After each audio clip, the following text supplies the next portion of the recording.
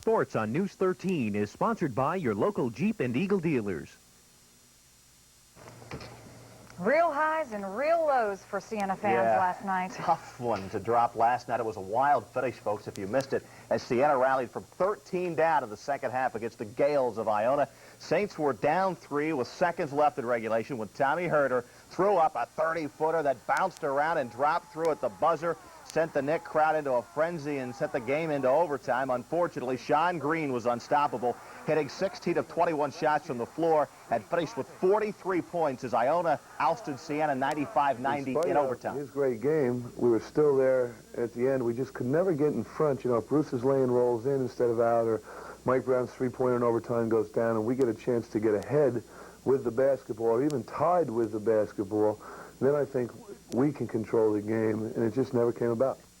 All right, next up for Siena, most likely an NIT bid coming out on Sunday, and if that happens, Siena may host a first-round game in the NIT over at the Nick. But Deane feels, with a 23-9 record, there's still an outside shot at making the NCAA field. It depends on who becomes the eventual winner of the MAAC conference. I think if St. Peter's wins, then, you know, we're on the bubble, so to speak. We're the logical other team to at least be considered for the NCAA tournament. I think that's a long shot, but I also think that we're going to find out if this tournament is a political sham or not, because if teams like Georgetown or Oklahoma get into this tournament, then it's the message is obviously being sent by the top 6 conferences that we're around just so they can buy preseason games.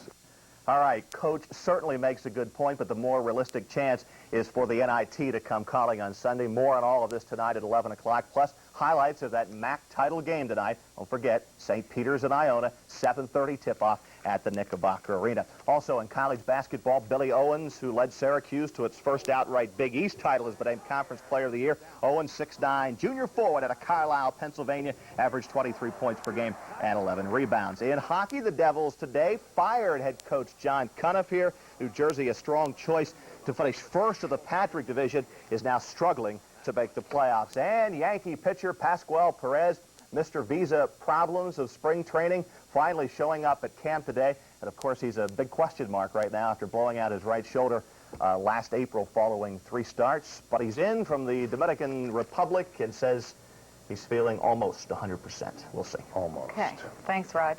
This week's Monday's Child Report still to come. We will hit the slopes with Sean as soon as we come back. Now get 3 doors for less than you'd normally pay for